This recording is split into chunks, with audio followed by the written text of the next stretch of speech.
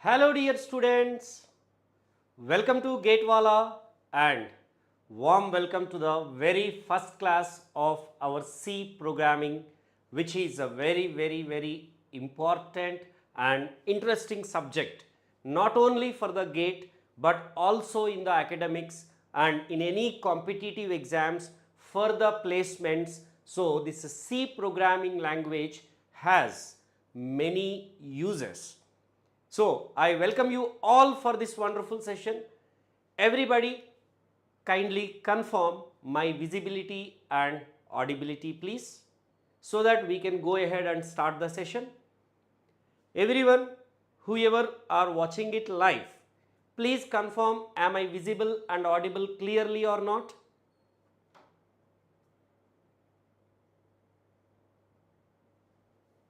I am waiting for your response, dear friends.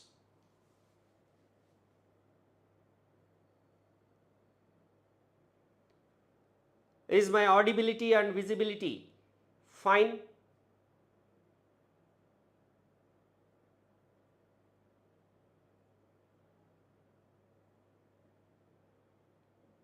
Yes? Great. Hello Utkarsh. Yes. So dear friends, myself Satya, I hold 15 plus years of teaching experience and I am a PhD scholar. Yup. I am qualified in GATE, UGC NET, SET, certified by Cisco and Oracle, right? And guys, yeah, hi Monu. I would be teaching you this C programming subject. So whoever are watching this, kindly confirm in which academic semester you are currently in. Are you in the first year, like first sem, second sem, third sem, fourth sem, whatever? Video quality is low. I believe from my side it is perfectly fine. Could you please refresh once? Maybe due to internet connectivity from your side, it could be something like that. Please refresh once. Yeah. So all dear friends, kindly confirm your academic status. Are you passed out student or pursuing your graduation? If so, in which semester you are currently in? Utkarsh, you have already graduated. Okay. What about all the others?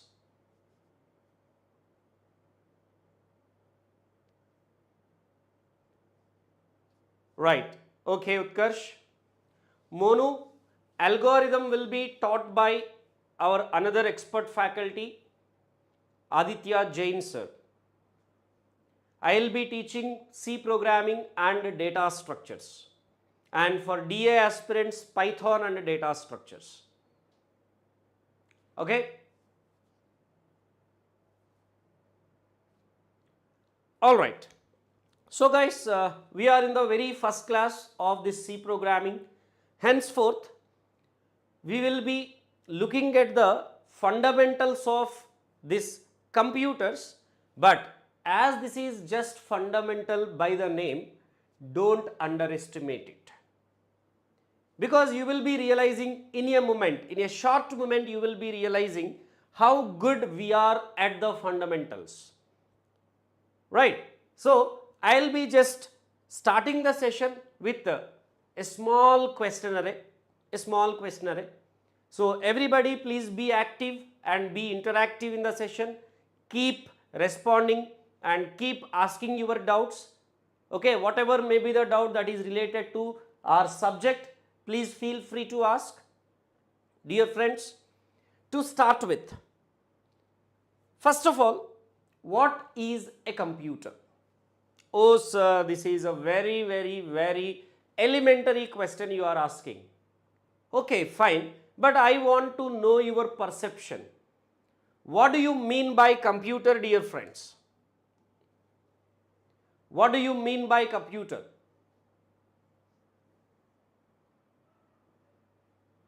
Hello? Please be active and interactive, dear friends.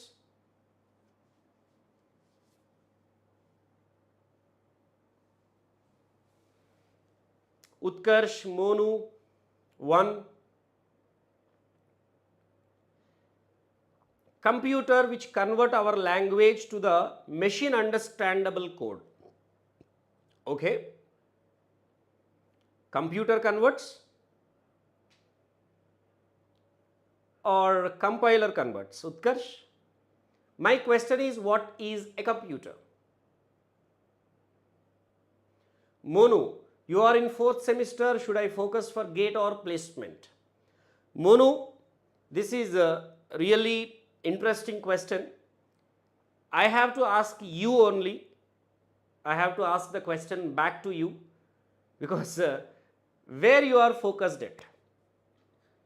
You want to pursue your higher studies, that too in premier institutes like IITs, NITs or IIITs, or you are okay, you want to get satisfied with the placements after your BTech or your graduation.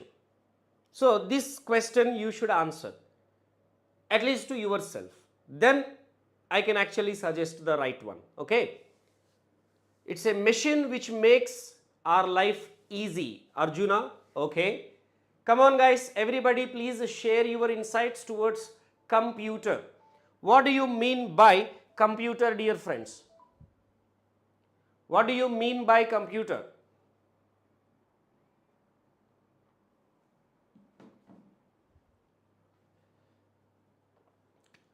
Okay, so today guys, we will be understanding the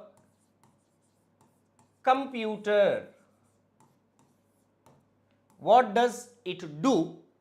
In the sense, what are the basic functional units of computer? Or in a simpler sense, what are the parts of computer?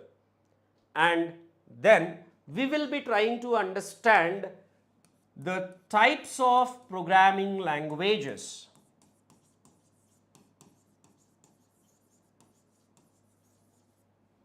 And we will see the history of languages, which is a very interesting thing. Okay, so as you people are telling, it's a machine which makes our life easy. Okay, but if I try to give the definition, like computer is a machine which makes human being lazy, which makes human being waste their time, which makes a human being addicted to some irrelevant stuff, which makes a human being to use their own natural brain memory very less. What do you say? Do you agree?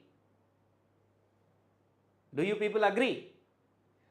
So, do we need to throw this so-called bad propaganda on the computer, or it is our mistake?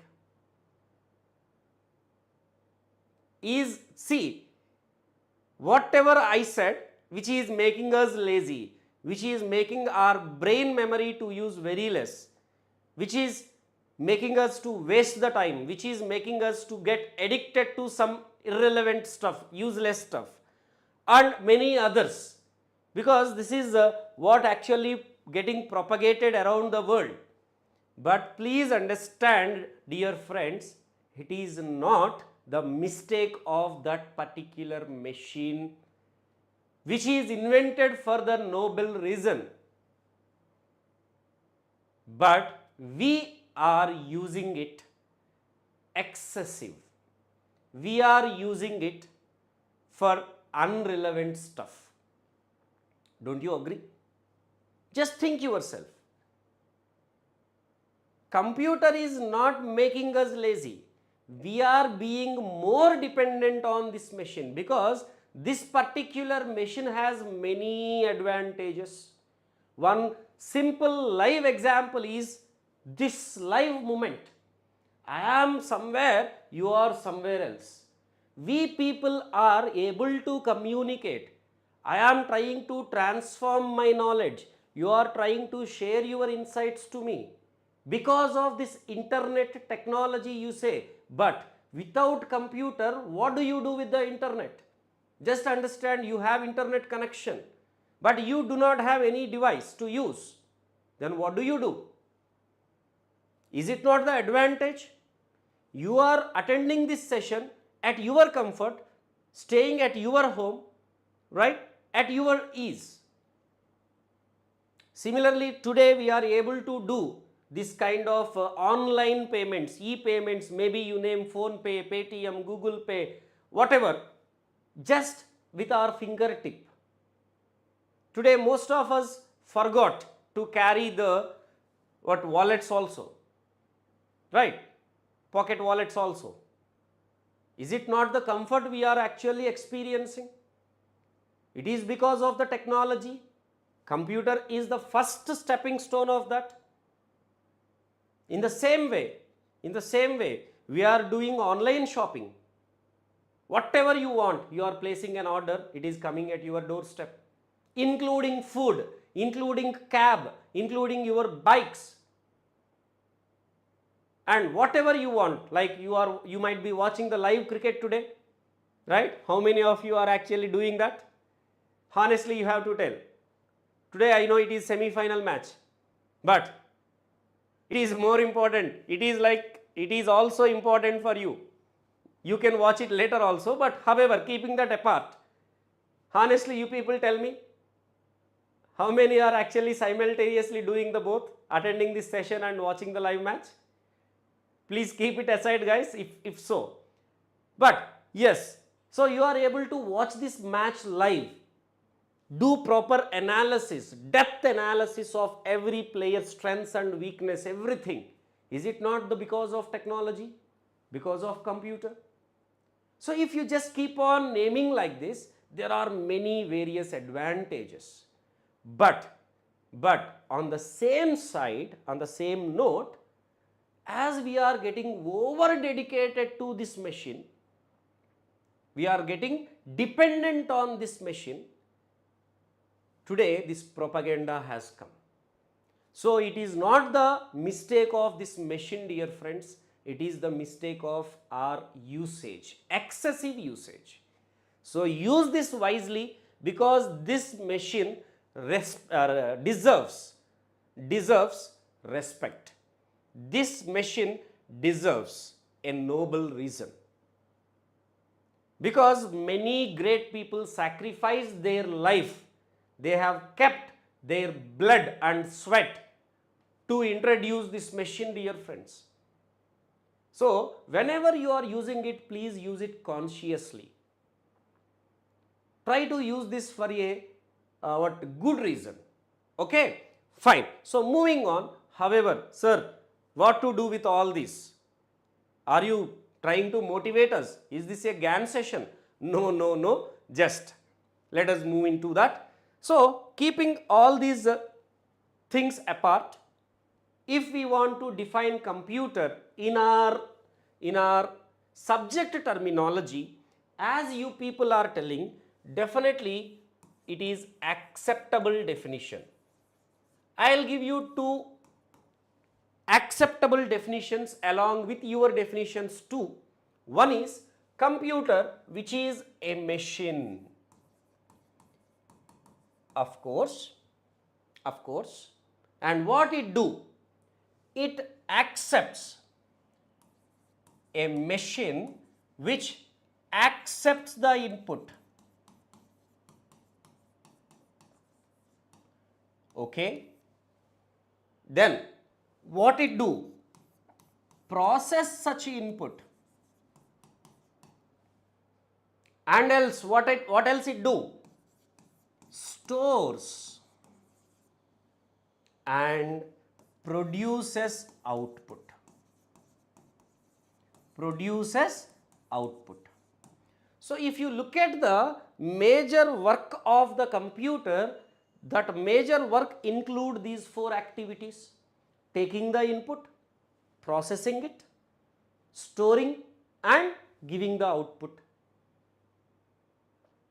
So a machine which is able to do these four activities, we can say that as a computer. And nowadays we are getting different forms of computer. You name it as desktop computer, laptop computer, mini computer, micro computer, MIDI computer, embedded computer, real-time computer, any other names also you give, mainframe computer, supercomputer, whatever. We have different forms of computers, but all these machines are having one commonality. They may have differences in the abilities, they may have differences in the memory that have, they may have differences in the features that have, but all are having one common functionality, that is, all those devices, whatever you name, whether it is a desktop, laptop, iPad or mobile phone or supercomputer or mainframe computer or whatever you say, which takes input, process it, stores it and also produces the output, right? So this can be one valid definition for the computer. And another simpler definition we can make as a computer is combination of, a computer is combination of two things. One is hardware, another is software, right? Either of these is missing, computer will not be able to do this. You just have hardware with you, but you don't have proper software in it. Like you have song with you, okay, but you don't have a music player. How would you play it? Isn't it? Same way, you have your camera lenses, but you don't have that camera app in your mobile. Then how would you take the picture? Try to understand. Try to understand. Same way, you have scanner connected to your computer, your machine, but you don't have scanner software, scanner driver installed in your machine. Then how do you scan it? How do you use it? So for the computer to do this activity, both hardware, software play equal role, isn't it? Now, if we observe, keep an eye on these two definitions properly, to accept the input, we have input devices, and for processing, we have processing device, that is what you say CPU, central processing unit, and to store we have memory, storage device, and for producing the output we have output devices. Sir, you are naming all hardware components, sir. What are all these? Input devices, output devices, CPU, memory devices, what are all these? These are all hardware devices. So you are naming only hardware devices, sir, but you are telling computer is a combination of hardware and software. So please understand, you have input device, you should have its relevant software, which we call as generally drivers. You have CPU, you should have operating system. You have memory, you should have memory drivers. You have output device, you should have their relevant software. So just because of these hardware devices, you cannot give the input, or CPU can't process, or memory can't store and manage, or output device can't produce the output. You require for all these, you require relevant software, which we call in the terminology, in our regular terminology, we call as what? Drivers. What? Abhiram, sir, I did not purchase the course. I want to know how many hours of lectures are there for a day and also in the weekend. Abhiram, see, regularly 2 hours a day class will happen on the weekdays, Monday to Friday. Saturday, Sunday is kept not off. Aptitude classes will happen, but once the aptitude is over, you are free. That is the buffer time for you to revise whatever happened in that weekday, in that week, and also for your self practice. Okay, and maybe sometimes faculty might be interested, or student might demand, or maybe for some medical reason or so, in the week, some class might be rescheduled to weekend. That happens very rare, but in the planner, like if you just explore our PW app, once you purchase the course, you will be given the complete year planner, means on which day which subject will start, on which day which subject is going to end. We will be abide by those deadlines 99.9%. So you can say, like, in between that, like today our C programming is getting started, right? 27th of June.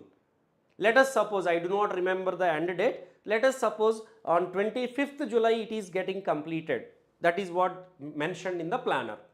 We will be abide by that. We will make sure in these deadlines the subject gets completed.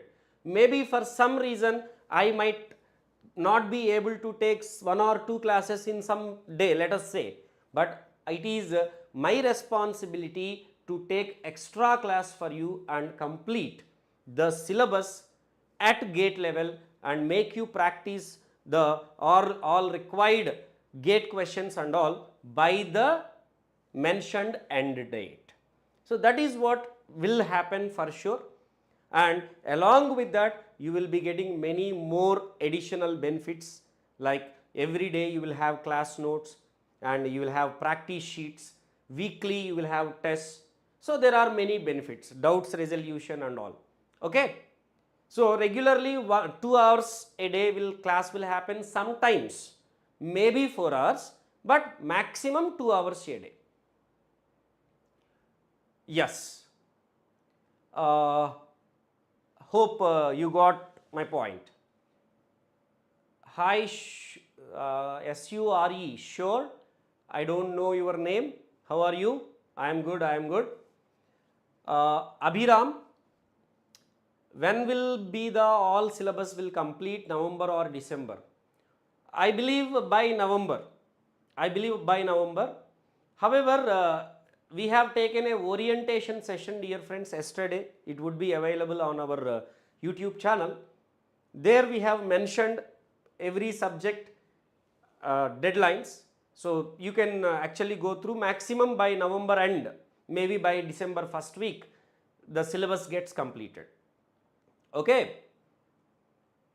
Utkarsh, sir, are the C programming classes going to be held on YouTube only? No, beta. This is the very first class. So to give you that feeling of our paid class, the very first class is happening free on YouTube.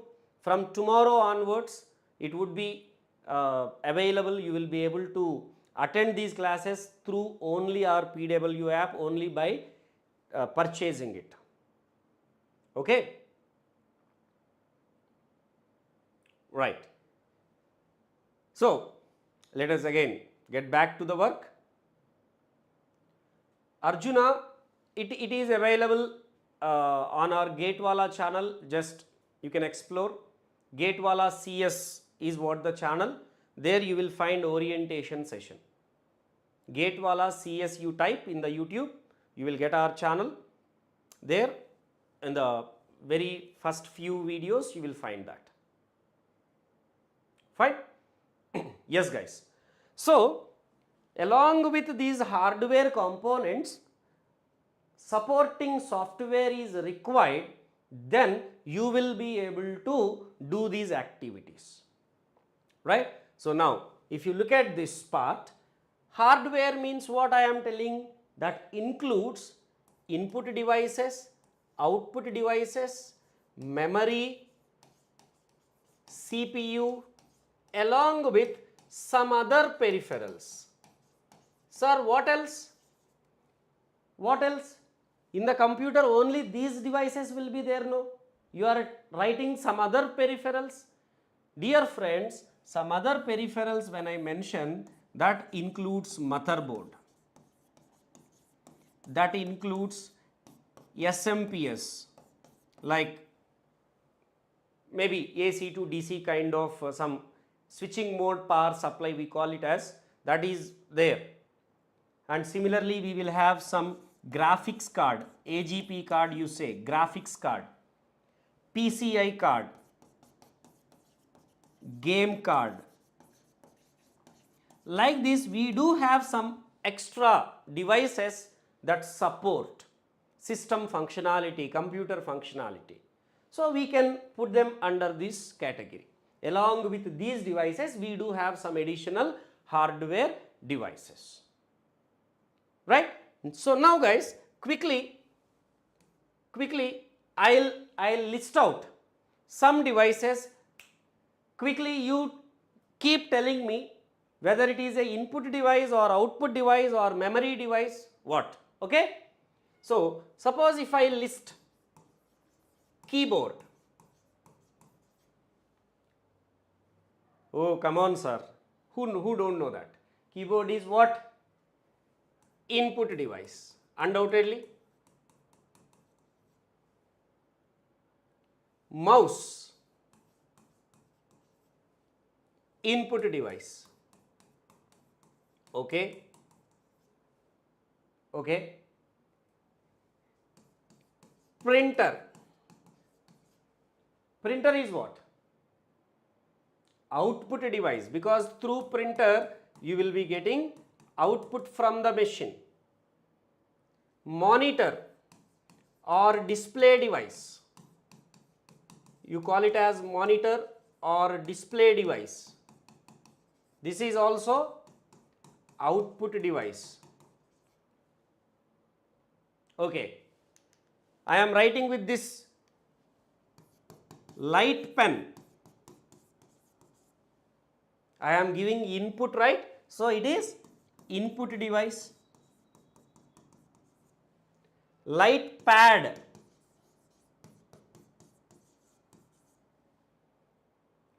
like maybe in the registration office you are asked to do signature on some pad, that is getting recorded in the computer. Light pad, that is also input device. And joystick, while you play games, maybe in the racing games, mostly you will find this. This is also what? Input device. Speakers, through speakers what do you get? Sound, audio output, right? So it is a output device, okay. What about this camera guys? Webcam you say, camera. Camera is what? Utkarsh, Arjuna, Dikshant, Abhiram. Camera is input device or output device or both? It is input or output or both?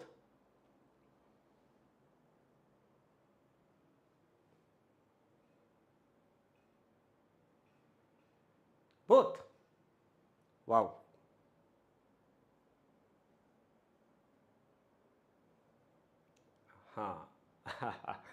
Dear friends, camera is input device. Camera captures the object, and what is captured you will see on the display screen, maybe in the mobile or maybe on the computer screen. So that is a display screen, that is output device, but camera, it is a pure input device. It's not both. It's not both. Okay. And this mic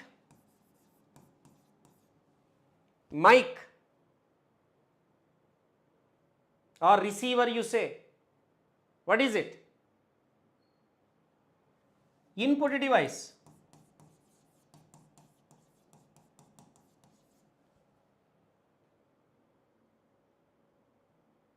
Right? Exactly, exactly. Very good, very good. So these are all different input output devices, and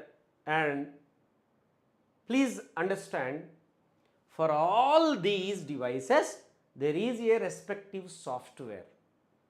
Unfortunately, today's generation are somewhere thinking like keyboard, mouse works automatically, keyboard, mouse, monitor works automatically. May not be you guys, maybe you are very well understood, but there are some students who actually think this, because they never install keyboard driver, mouse driver, monitor drivers, display drivers, VGA drivers, they never install, because today when you purchase your laptop, everything is coming inbuilt.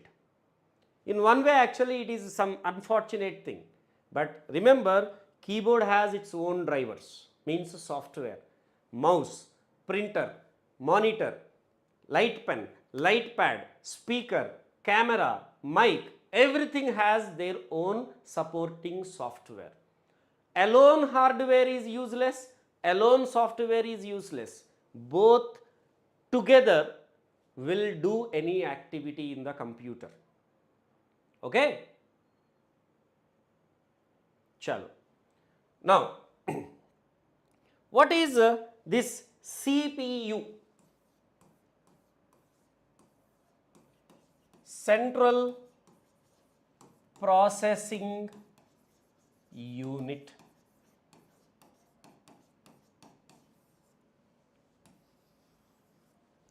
Okay. Guys, one more simple question to all of you. What do you mean by processing? What do you mean by processing? Come on. Dheeraj, Dikshant, Utkarsh, Arjuna, Abhiram. What is this only coding channel? Sure, and all.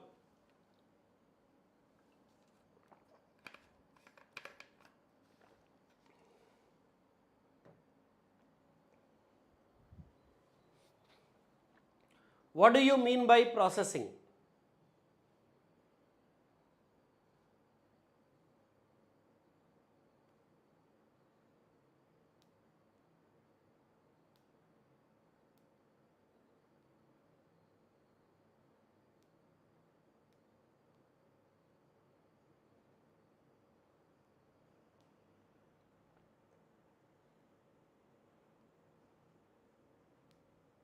Hello? Usually, processing means we feel or we give the thing like doing the task, performing the task, right? Processing means what? Usually we say performing the task, means doing the operation, doing the operation. But please understand, under this processing there will be several phases. We call them as fetch, decode, execute.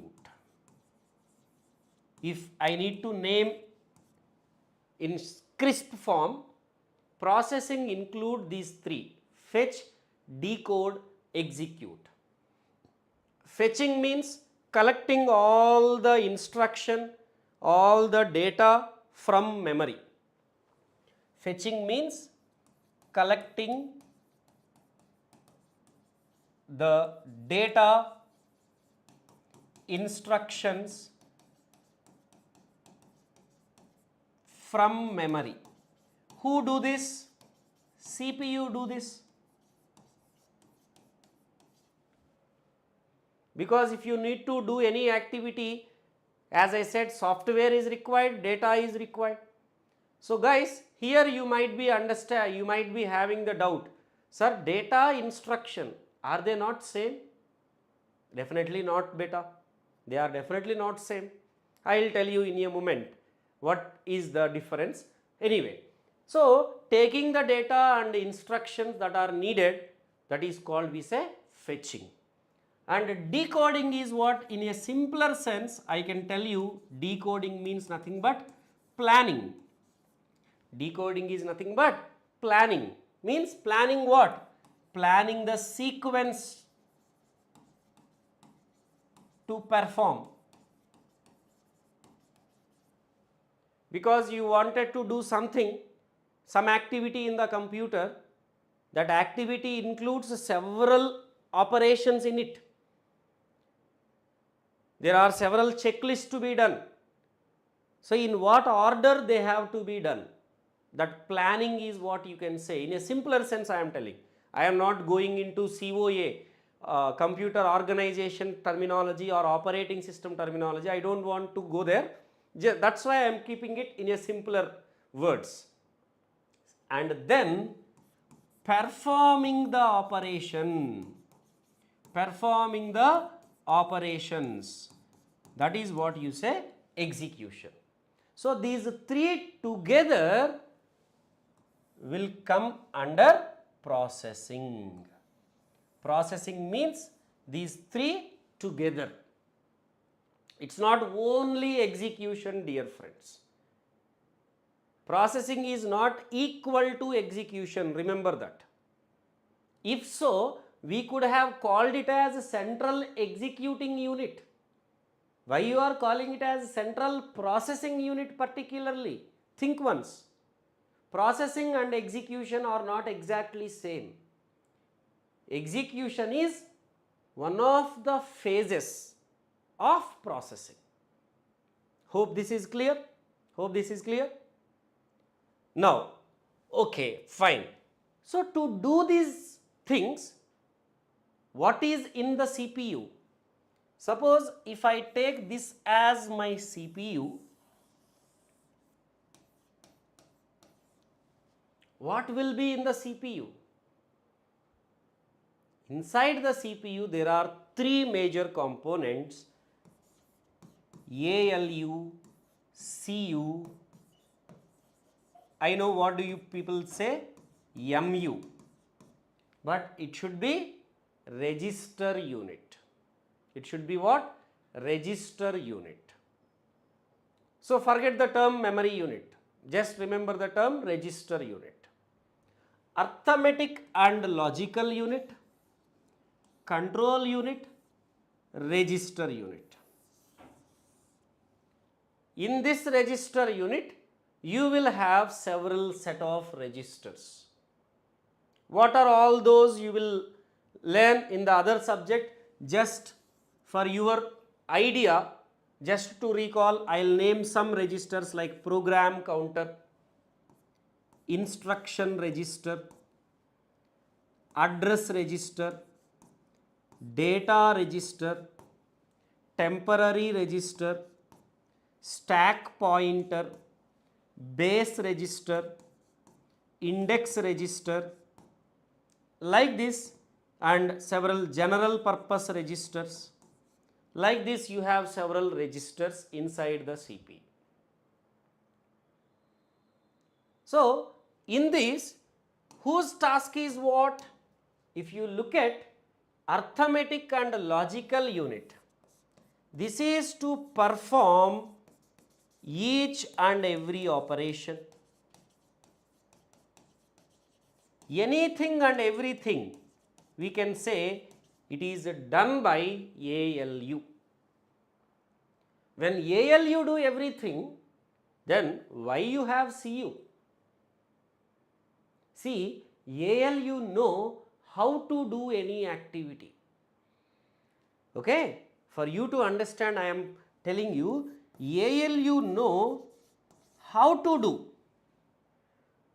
but ALU cannot know, cannot decide what to do, when to do. When to do what activity? Like ALU know many things. Like I know swimming, I know driving, I know dancing, I know flying, I know walking, I know talking, I know eating. I know many things. But what to do when? Some instructions will come, right? The same way ALU know many things. ALU know everything how to do. But ALU cannot decide when to do, what to do. That is what decided by control unit. So control unit is the one which do this planning, dear friends.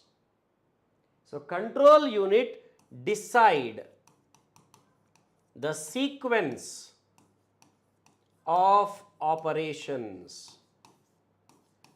Control unit decide what? The sequence of operations. So control unit will instruct, control unit will send commands to ALU. So from control unit, what goes to ALU, they are what we call as control signals. These control signals are of type timing signals, synchronization signals. So what is all this? You will be knowing, as I said, in some other subject, COA or operating system. So I don't want to go into those details. So control unit is there to tell you when to do, what to do. When control unit guide the ALU, ALU do everything. Got it? And now when control unit is telling when to do, what to do, ALU is doing everything, then why we require register unit? This is the temporary storage device.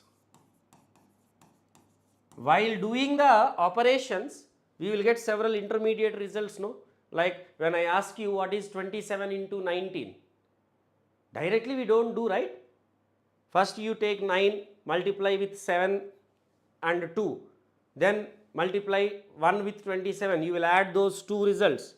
So whatever are producing in this process of evaluation, we call them as intermediate results. For them to store, this register unit is used by CPU. Like in the calculator, when you type 27 into 19, do you see intermediate results? No, you will see direct result. But to do that calculation inside the machine, several intermediate results will be produced, right? Like when I am telling you 27 into 39, first you take 9 and multiply, right? 9 sevens are 63, 9 twos are 18 plus 6 24, 3 sevens are 21, 3 twos are 6 plus 2 8. These two when you add, you will get the final result. So the machine will show you only this, but to produce this final output, this is one partial result, this is one partial result, intermediate result. So these two for a while will be stored in some register unit. All righter? No, this is the very first class beta. So for you to give the feeling of the paid class, the very first class of this batch is happening live on the YouTube. From tomorrow, the class will be happening on only our PW platform. Okay? Right. So the register unit is basically used for temporary storage purpose. So with the help of ALU, CU and register unit, our CPU is doing what? Processing. Now let us quickly talk about memory. Let us quickly talk about memory. What is this memory? Memory we can define as it is a storage space or area or location. And what do you store? Where data and instructions are stored. What gets stored in the memory? Data and instructions. Here some are having the confusion. Data and instructions. See, instructions means what? Set of instructions is what you say? Software. Of course, program. Set of programs is what you say? Software. That means instructions when I am mentioning, I am not mentioning or referring single instruction or individual instruction. Group of many instructions which is software. So, we store data, software in the memory.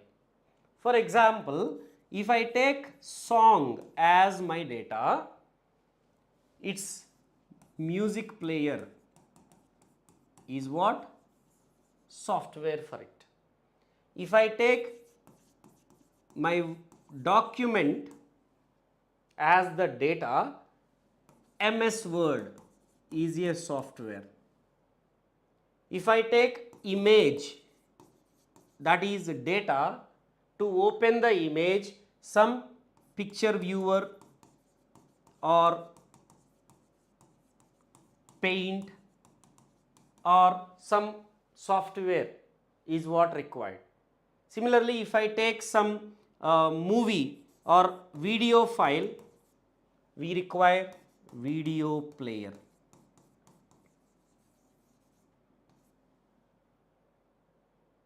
So, data, software. Where you store all these songs, where you download and store? In our memory. And where do you download and install all these software? In the memory. So, memory store both data, instructions. Instructions are operated on the data. Hope now the clear distinction is there for you. What is data? What is instructions? These are just few examples, okay? So, memory in the computer store both data, instructions. Now, this computer memory is broadly classified into two types, dear friends.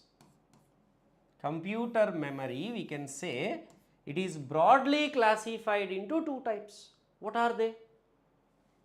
I know what do you people say, primary, secondary, but the basic classification you can say as internal memory, external memory. Raj Sarkar, no. Internal memory, external memory. What is this? Internal memory means the memory which is inside the processor. Processor, CPU means what? A small chip, dear friends. CPU means it's a small chip. So, inside that chip, whatever the memory exists, that is called internal memory. And outside the memory, outside the CPU, whatever the memory that exists, you call it as external memory. Okay. Internal to the CPU, we have what? Registers. Just now you have seen, inside the CPU you have some space which is used for temporary storage. What is that? Registers. And what else? Inside the CPU, we also have cache memory.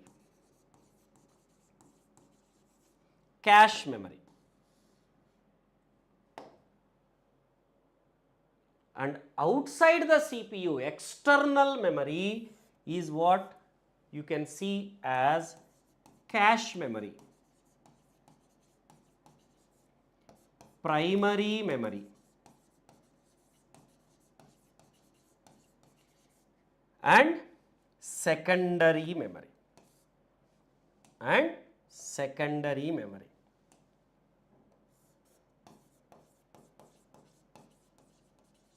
Of course, flash memory you will find in some sources as separate category, but okay, that's okay, you can put it under secondary category. So cache memory, you see, that will be there both inside the CPU and outside the CPU. Like you have internal cache, external cache. This primary memory is what you find as two forms, RAM, ROM. Primary memory is what? You see, RAM, ROM. And secondary memory, this secondary memory is what classified into tapes and disks. Tapes and disks. Under disks, tapes are outdated. Under disks, you will see CD, DVD, Blu-ray disc, hard disk.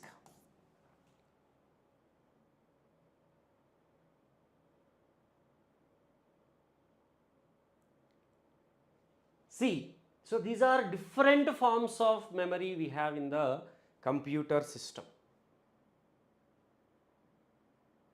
All have their own uses, own applications. All memory will be used. All types of memory. We have hard disk, we have RAM, we have ROM, we have registers, we have cache memory. In this, which is faster means I can say CPU registers are the fastest memory devices.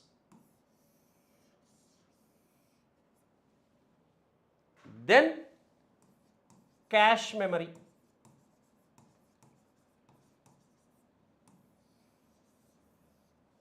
Then primary memory.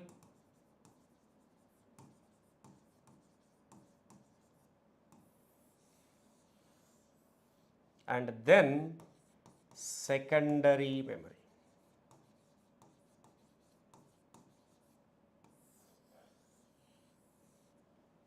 Like RAM, ROM will come under this primary memory. Disks, tapes will come under this secondary memory. That means as you come from top to bottom, speed decreases. Means registers are fastest, secondary memory is slowest. Then capacity increases. Raj Sarkar, you might have seen audio cassette. 3 songs on one side, 3 songs on another side.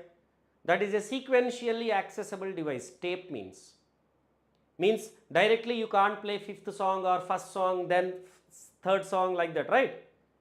One by one, in the order only you can access the data. So the best example for tape is that similar device. Because of that sequential access nature, they are outdated. Okay, let us not talk much about that. Just for as you asked, I am telling you, right? So as you come from top to bottom here, speed decreases, capacity increases. Means registers, usually registers size will be in bytes, maybe kilobytes. You see rarely, maybe in supercomputers or mainframe computers, but yeah, that's okay. Bytes to kilobytes register size. Cache memory size, you see, it will be in kilobytes to megabytes. And primary memory size nowadays you see in gigabytes. And hard disk size you can see now terabytes. Sir, what is this mega, giga, kilo? I am coming to that. See, one bit which can store either 0 or 1. Such bits, if you group 4, you will call it as one nibble. One nibble. Similarly, 8 bits if you group, you call it as one byte. One byte. Such bytes 1024, which is 2 raised to 10, 2 to the power 10. Such bytes if you group 1024, that becomes kilobyte. That becomes kilobyte. So kilo means usually we say 1000, but here it is not exactly 1000, it is 2 to the power 10, 1024. Such kilobytes if you group 1024, that will be megabyte.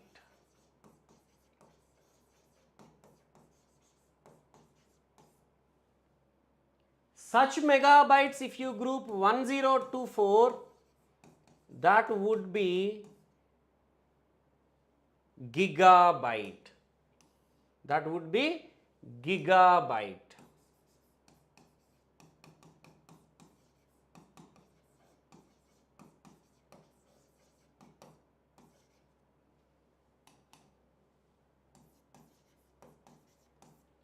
Such gigabytes if you group 1024, this would be terabyte.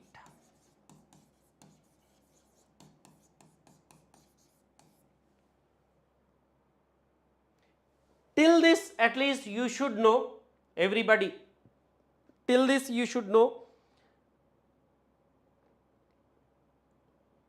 at least because we are currently with we are using hard disk capacity of terabyte.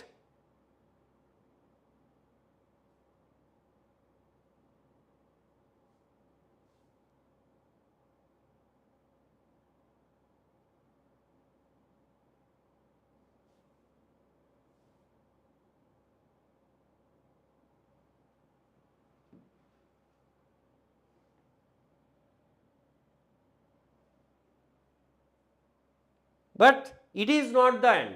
But it is not the end. Like we do have some more, like 1024 terabytes. That is 1 petabyte.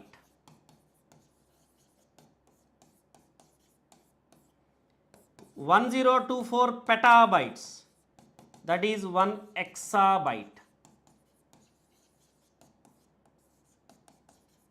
1024 such exabytes, that is what 1 zettabyte.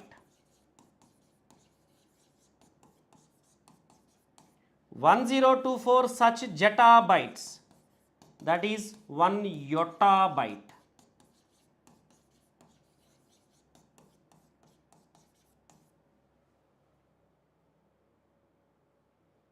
Currently we are using this terabyte memory, right? And yes, very soon you might be coming across or hearing this petabyte term also, because today whatever the memory size we are having, it is becoming insufficient, because such huge data is getting generated day by day. Okay, so at least dear friends, if you please remember till this, it would be more useful. Sir, why you are teaching all this for C language? You may be having this doubt. Dear friends, C language where you have to use where you have to type and execute and do everything? Definitely in the computer. So you should have preliminary basic understanding about what this machine, what is in it, actually what happens inside. And in the C language, going ahead, we will say data, variable, this data size is 8 byte, this data size is that much, float size is this much, like that.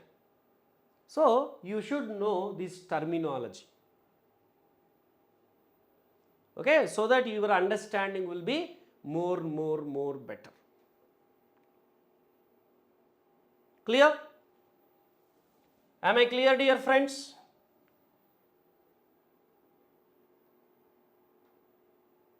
Please respond. Now a small mathematics for everybody. Nothing C language, nothing programming, small mathematics let us practice. Okay. Suppose if I tell you 256 gigabyte is equal to dash kilobyte. I will give you options, okay?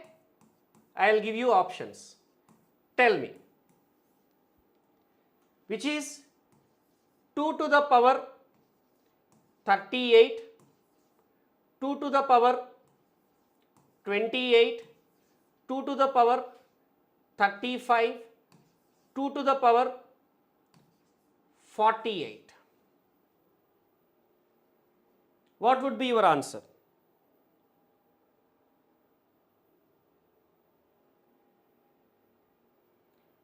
If I give you this small mathematical question, 256 gigabyte is equal to dash kilobyte.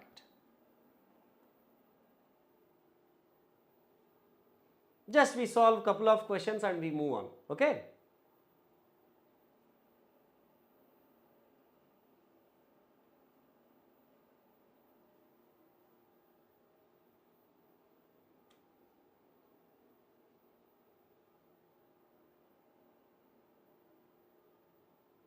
Come on guys, give your response quick.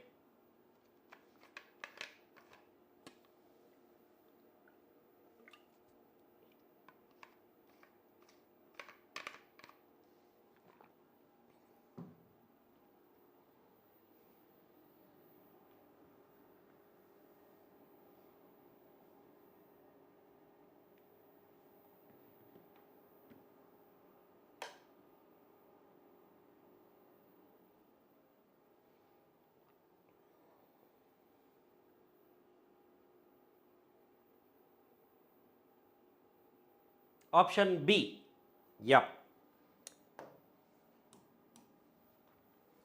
Given 256 gigabyte, we know 1 kilobyte is equal to 2 power 10 bytes. 1 megabyte is 2 power 10 kilobyte. That means, can I write it as 2 power 10 into kilo means 2 power 10 byte? That is 1 megabyte means 2 power 20 bytes. Similarly, 1 gigabyte is, we know, 2 power 10 megabyte. 1 megabyte means 2 power 20 byte. So can I write it as 2 power 10 into 2 power 20 byte? Which is nothing but 2 raised to 30 bytes. Right? So 256 gigabyte means I can say it as 256 multiplied by giga means 2 to the power 30 byte. Can I write it as 2 power 28, 2 power 8 into 2 power 30 byte? Now it is totally 2 power 38 bytes. But we want it in kilobyte. Kilobyte means 2 power 10 byte. So take out 2 power 10 separately. So 2 power 28 into 2 power 10 bytes. 2 power 10 bytes is kilo. So it is 2 power 28 kilobyte. Kilobyte. So option B is the right answer for this. Right? Okay. One more question. Just after this we will move on. Okay. Now, dash kilobits is equal to 512 terabytes.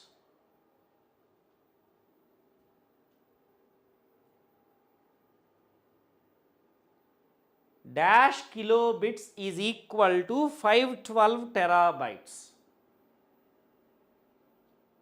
Shall I give you options? 2 to the power 46, 2 to the power 49, 2 to the power 42, 2 to the power 52.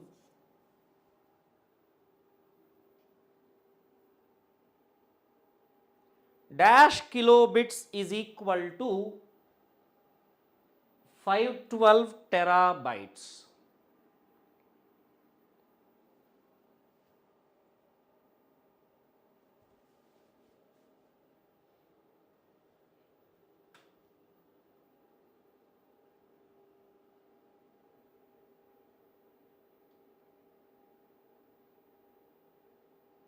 What would be your answer?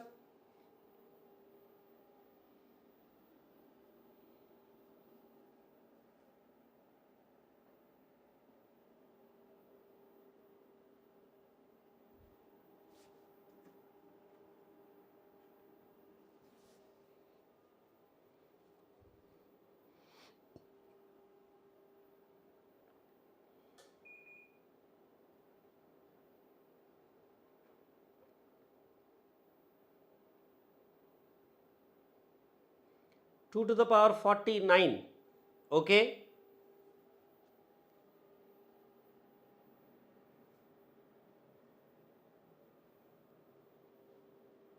2 to the power 52. Okay. Come on guys.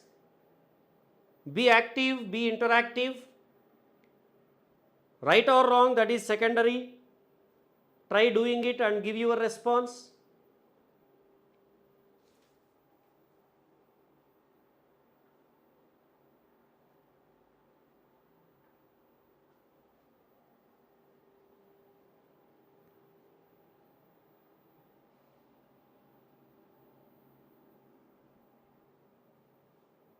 That's it. Dheeraj.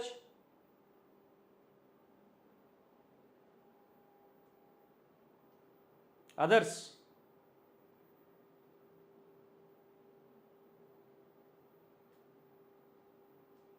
Okay. Look at this. Given 512 terabytes.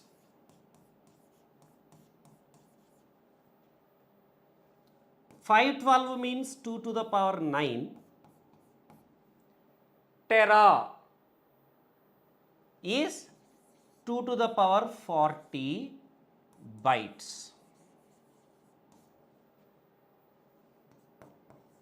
2 to the power 9 multiplied by 2 to the power 40 bytes we want in bits. So 1 byte means 8 bits. So I am writing it as 2 cube bits. So this is 2 to the power 52 bits. But I want in kilobits. Kilo means 2 to the power 10. So this is kilo. This is kilo. So 2 to the power 42 kilobits is equal to 512 terabyte. So the right answer is option C. It's not 2 power 49, it's not 2 power 52.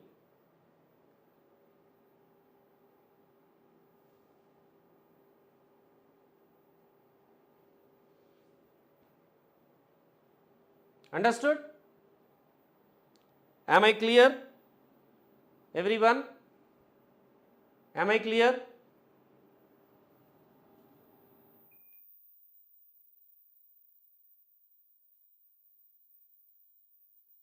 Raj Sarkar, only practice.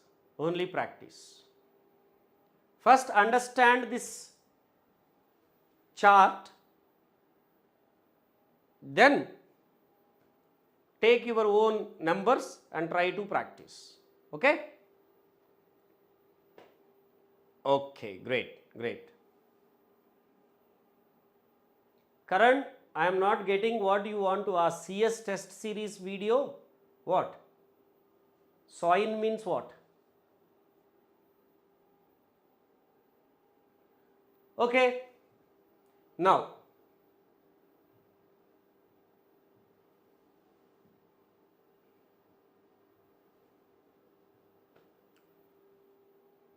let us move on. So, computer has these IO devices, CPU, memory. What each do, we have just quickly gone through.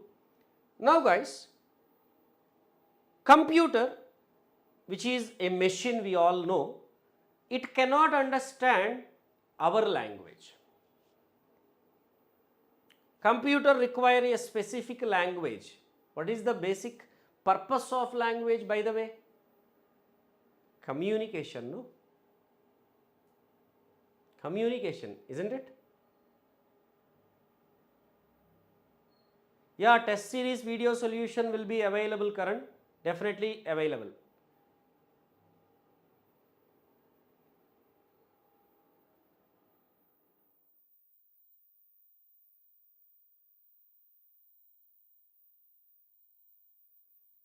Utkarsh, wait a minute. So I mean to say what? Language is basically required for communication purpose. Right? Now, with the computer, what languages we use?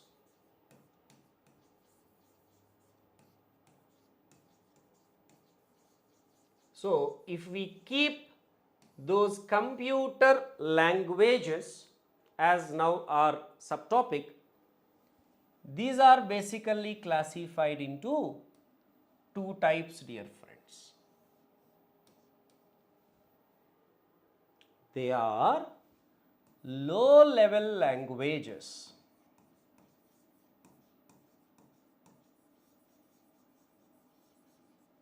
and high level languages. Low level languages and high level languages. Shivananda Malik, hello sir, I have done my BTech in ECE. Okay, you have 2 years of experience in embedded firmware, very good. I have taken a year drop for gate preparation for CS. Acha. How should I prepare myself for the upcoming gate 2025? Shivananda Malik, first of all, very much appreciated. You want to switch, for what reason I don't know, but really appreciated.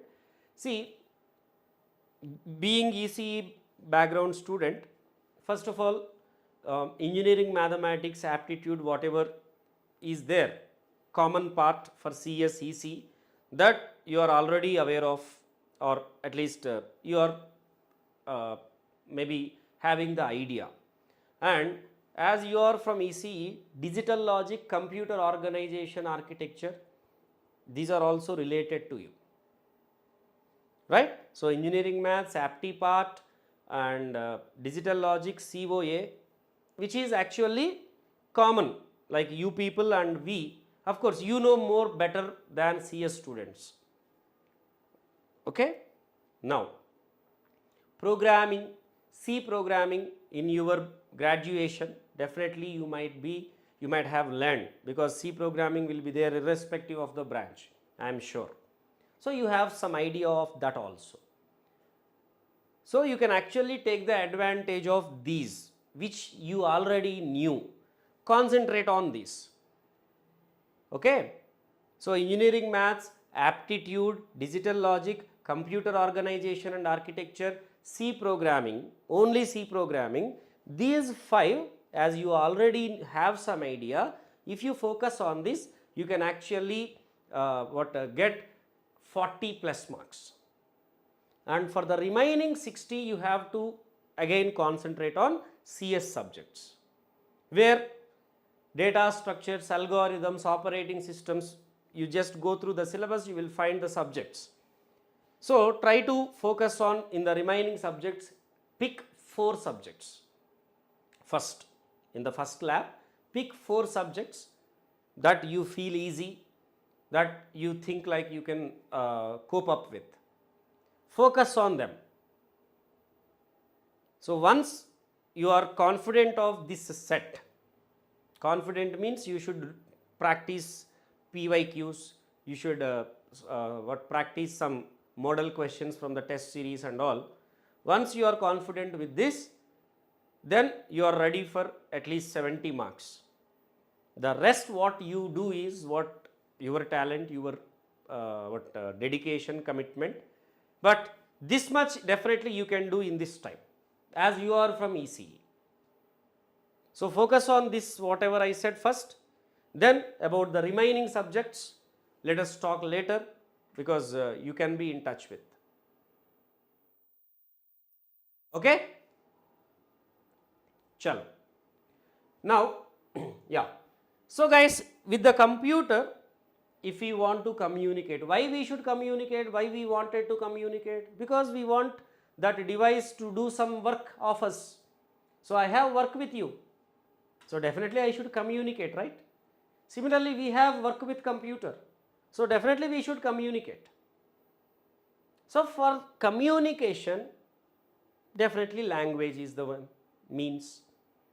So what language we use with the computer, that is what classified into 2 types, as I said, low level, high level. What is low level? I cannot say it is directly understandable. I can use the word, if you permit, which is comfortable for the machine.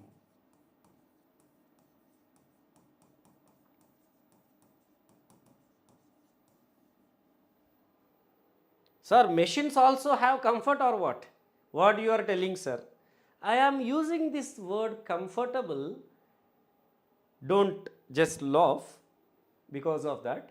Why I am using means, actually it is not understandable. Because computer understands which language, means everybody say, sir, computer understands binary language. Binary language means what? Zeros and ones, sir. Acha. So computers understands zeros and ones? Really? Think again. Really computer understands 0 and 1? No. Signal form computer understands. That signal form we don't understand properly. That is not comfortable for us. So for our comfort, we are marking these signals as zeros and ones. Really computers do not understand number 0, number 1, dear friends. Those zeros and ones we are generating in the form of the signal, whether you name it as voltage supply or anything. That is what being understandable by those circuits or machine. However, as we are representing that in ones and zeros, so we for our comfort naming it as binary. So please understand this. Okay. So comfortable word I am using because it is directly understandable, of course, easily understandable. There is a difference, dear friends. There is a difference. between directly understanding and easily understanding. Like the one who understands Gujarati, for whom Gujarati is their mother tongue, they might understand Hindi easily. The one who understands Telugu, they might understand Tamil easily, or vice versa. The one who are good at British English, they may be also understanding the other European English or whatever, different forms. So the point here is, our mother tongue is different, but what languages you can understand is different, isn't it? Like my mother tongue is different, but I understand English. Does it mean I understand every word of English in the dictionary? No. There are many words which even I might not heard of also. Then what I do? I refer the dictionary. That means, please understand this important point. Every low level language is not directly understandable by the machine, dear friends. Even some low level language require translation, require reference. That's why I am using the term comfortable. It is close to that language. These low level languages are classified into two types. What? Machine language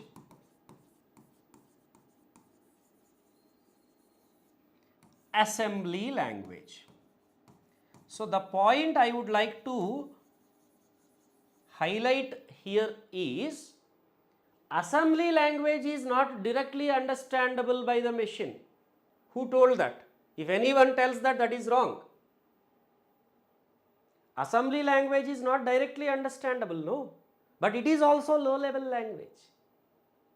So every low level language is not directly understandable by the machine. Usually people say low level means understandable by machine, high level means understandable by user. So have proper understanding, okay? It is not every low level language is understandable by the machine, because assembly language is not directly understandable, easily understandable. Easily means what?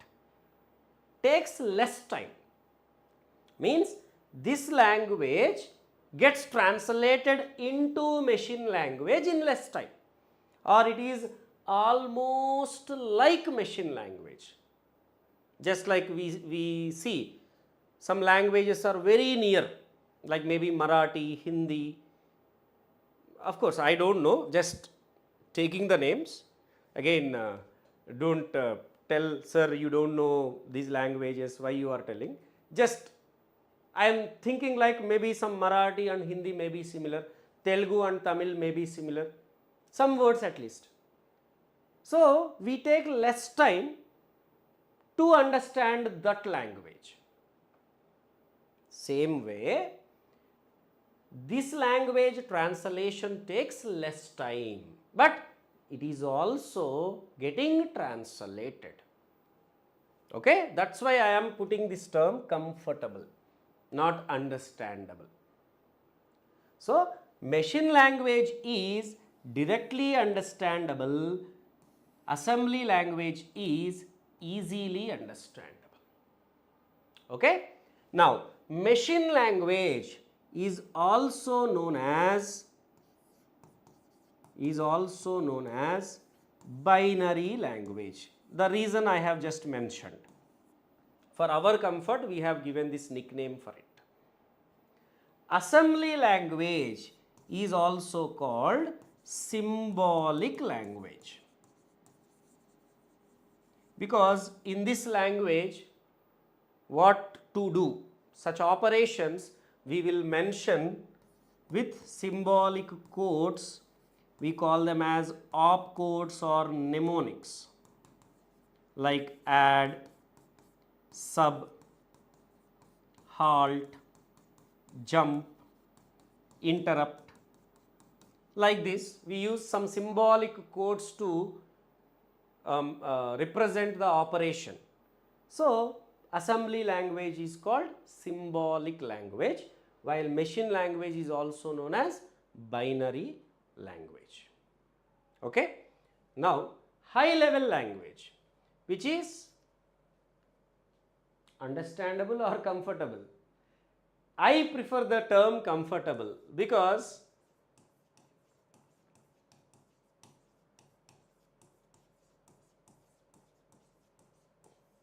there are many high level languages. I can start listing them. Fortran, Basic, COBOL, Pascal, Python, C, C++, Java, JavaScript, PHP, Perl, R, many. Do I understand every language? So I cannot generalize. I cannot. But I can learn any high level language easily. Learning this different. Takes time. Learning this at my comfort easily. Of course, English is also a kind of high level, because high level, like how these are classified, high level are also classified into procedure oriented, problem oriented, object oriented, scripting languages, natural languages. Under natural languages, this English, our speaking languages come, Raj Sarkar. English is, yes, high level language, no doubt. English is definitely the base for any of these expressions, no? Is it not English? Is it not using the alphabets of English? English is the very basic one. But directly using the English as it is, yes, it is acceptable today because of the technology evolution. We call it as natural language. So, keeping that apart. So, high level language means which is comfortable for user. Okay? There is subclassification in it, so I don't want to go into that detail, but our C programming language is high level language. Here again you will have a question mark or comment. Sir, we have learned, we have studied, we have seen, we read, C language is a middle level language, sir, but you are telling high level. There is a reason for that.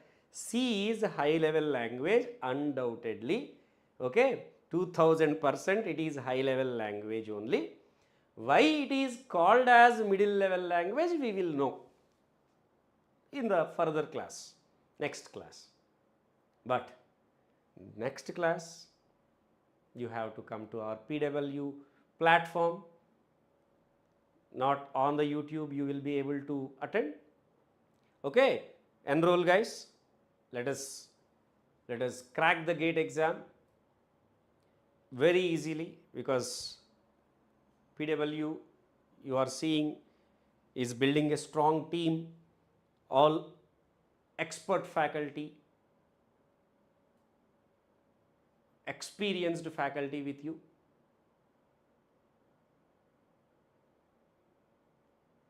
Chalo, koi nahi. Now, Raj Sarkar, that is all taken care by the team. Okay, so I don't want to involve in that. That's fine. You have anything, you can actually leave your comments there. Now, what I am trying to convey here is high level language which is comfortable for user to learn and use, or C language comes under this C high level language category. Now guys, let me finish up this class by giving the timeline of these languages. You might be thinking languages came just like that. there is a big history for these languages, guys. You will really surprise, you will really get like shocked or a kind of wow feeling if you see the timeline. Of course, it is not appearing in the GATE exam, or you need not ask, sir, do we need to remember all these? No. But just for our motivation, for our idea, I am presenting the timeline of the languages, when which language has come up.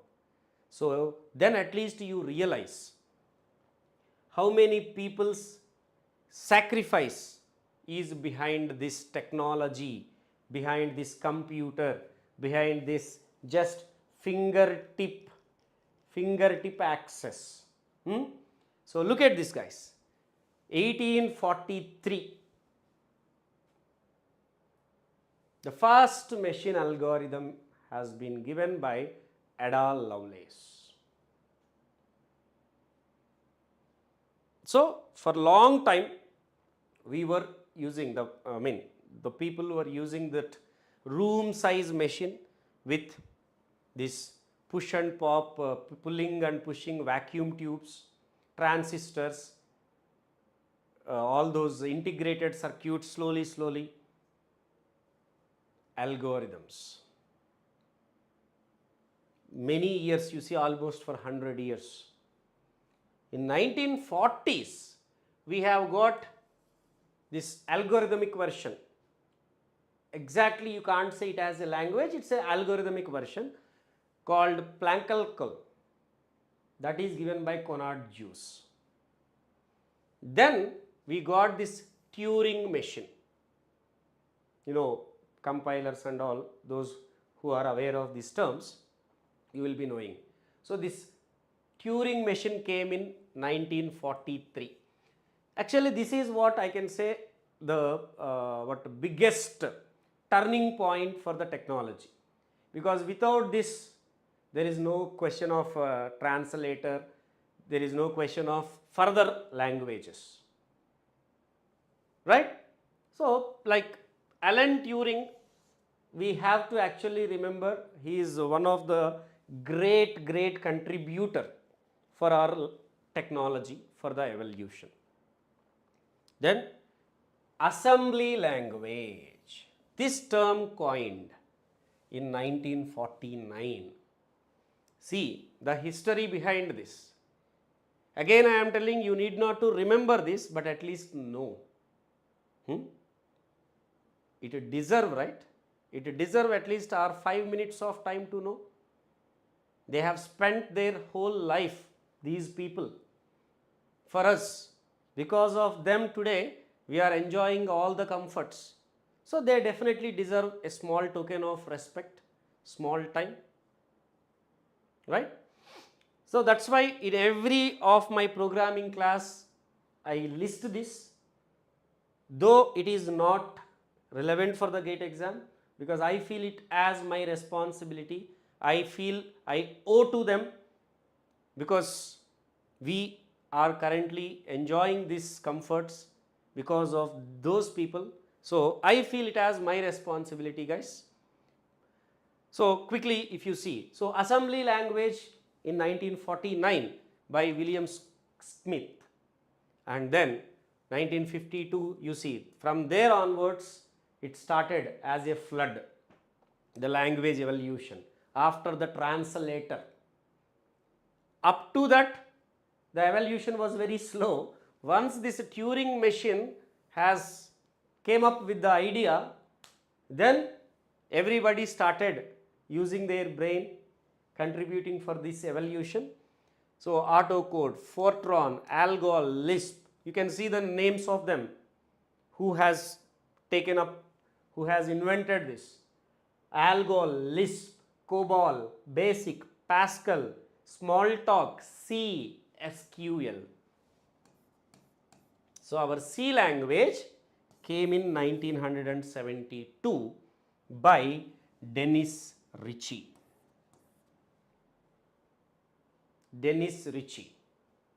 Smalltalk and SQL are the contemporaries. I think many people don't know. SQL and C are came in the same year, almost in the same timeline.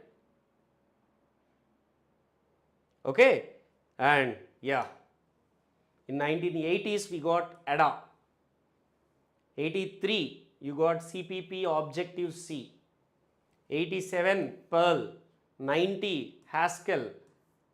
91 by GVR Guido van Rossum Python. Today Python is almost like ruling the world. Right? 1993 Ruby. 95 you got Java, JavaScript, PHP. 2000 C hash. 3 Scala, Groovy. 19 Go language. 14 Swift. Like this, today again you could have seen several other languages too.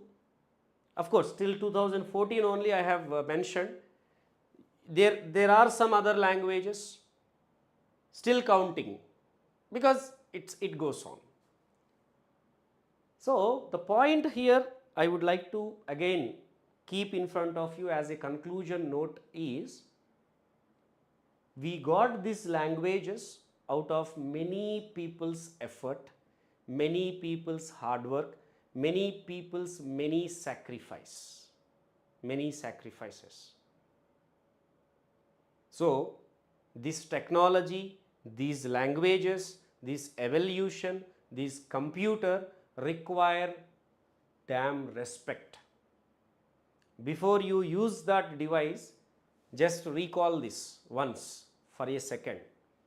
Then you will know how responsibly you have to use those machines. For what significant purposes you have to use those machines. Not for waste stuff. They are not entertainment devices, dear friends.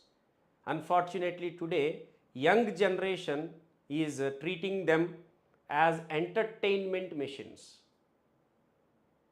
Very less they are getting used for education. Very less they are getting used for the exploration. Most of time people are using for the entertainment. Okay, you get entertained, but at the same time use those devices, use the technology little responsibly, because you have great responsibility to carry for your next generations. Right? So yeah. So I would like to conclude today's class with this.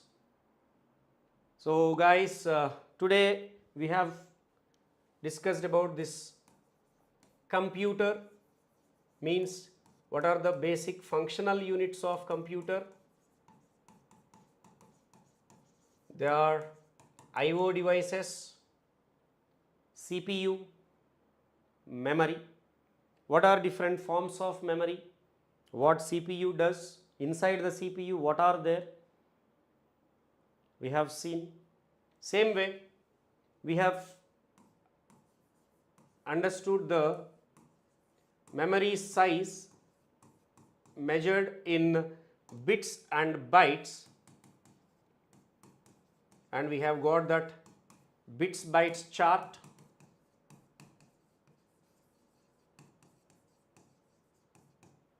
And computer languages category classification.